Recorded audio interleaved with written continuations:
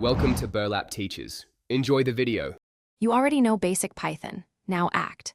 First, inventory your skills and map them to job listings so you target openings you can win. Next, publish 3 polished projects on GitHub with README and live demo so recruiters can verify you quickly. Then, craft a 1-page resume that highlights measurable impact. Use keywords from listings and include 2 contact methods. Once done, save a version for quick tailoring and move on to outreach immediately. Once you have materials, focus on the complex middle work, technical fluency, and relationships. You should practice coding under time pressure daily and review big O, OOP, and async patterns so you can explain trade-offs.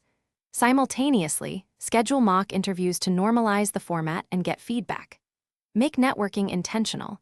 Send 10 concise messages a week, comment on relevant posts, and arrange short informational calls. Make sure to log responses and follow up within 48 hours to convert connections. Now finish strong by applying and closing offers.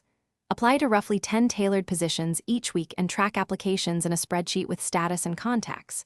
Prepare references, an offer checklist, and a clear salary range so you can respond quickly when interest arrives. If you hit a wall, troubleshoot.